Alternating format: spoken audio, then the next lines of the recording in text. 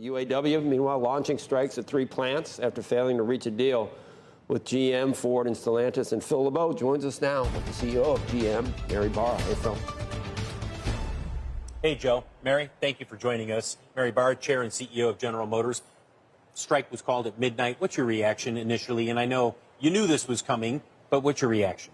Well, you know, Phil, our team has been working since July 18th to bargain in good faith. We've had over 1,000 demands.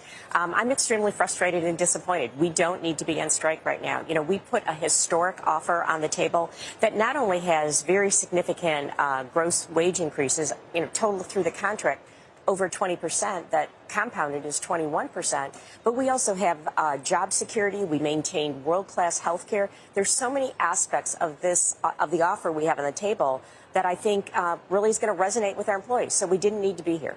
You said frustrated. I sense there's a disconnect between the automakers and their negotiations with the UAW that we haven't seen in the past. There's always contentious discussions during these things, and sometimes there's a strike. But something seems to be different this time around. What's changed here?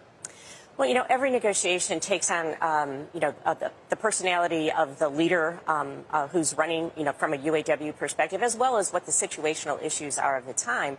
But, you know, I think the key in any of this is to get to the table, talk through the issues. And that's what we've been working to do since this began. You know, and again, we had over 1,000 demands. You've got to work through each one of those. That's part of the process. So we've been working very hard. We've been working to problem solve, and we're going to continue to do that. We're there now and ready to keep going. You've made 4 offers. How many offers do you think it's going to take? And at 20%, how much higher can you go? Well, I think we have a very generous offer on the table right now. It's historic. From a wage increase perspective, it's the most significant offer we've had on the table in our 115-year history. So, you know, I'm not going to bargain in the press, but, you know, we need to get there fast because this is not good for our employees. It's not good for the communities, their families. And for every GM job, there's 6 other jobs in the economy that depend on us running. So we got to get back to work. If they start striking at other GM facilities, how much will it hurt the bottom line? How quickly will it hit the bottom line? Well, we're in the business of making cars, trucks, and crossovers. So it can, depending on the length in which plants, it can have an immediate effect. You know, but we've been through this before. We've been through COVID. We've been through the semiconductor. We've got an incredible team who's been preparing. We're ready. We're going to do what's right. But this is not going to be positive from an industry perspective or for GM. All of your plants, to a certain extent, are interconnected. Even though these are final assembly, Wentzville, what happens in Wentzville doesn't happen in a silo.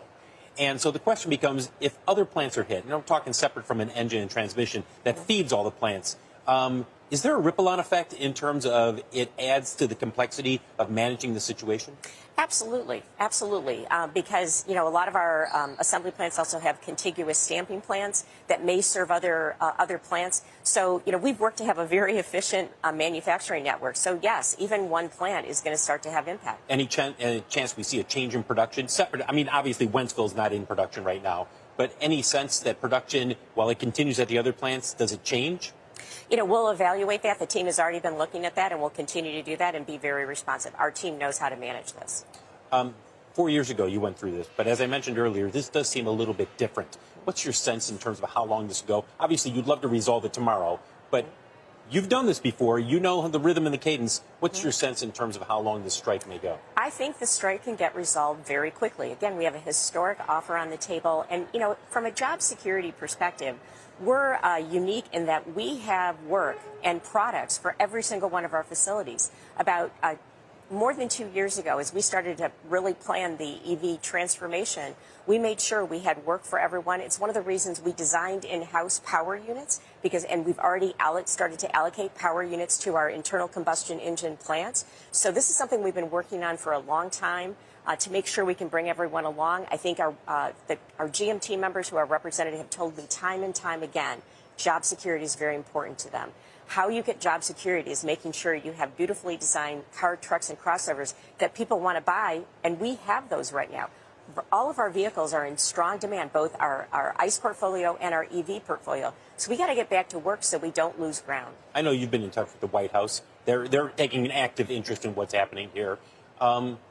What do you say to them, and what do they say to you about this situation? Well, I've been very clear, and I've talked to many members of the administration as well as members of Congress. And, you know, we're at the table, we're problem solving, we want to get this done. This will not be good for the economy overall, and again, for all the communities that are impacted, you know, from when a plant is in their city. Mary Barra, Chair and CEO of General Motors, thanks for talking with us on a day where we're going to see what happens. No negotiations today, but we'll keep you guys updated in terms of what we see throughout the day and what we hear back from the UAW. Back to you. Okay, Phil, thank you. And thank you for bringing us that interview, of course, in the middle of what is a historic strike right now.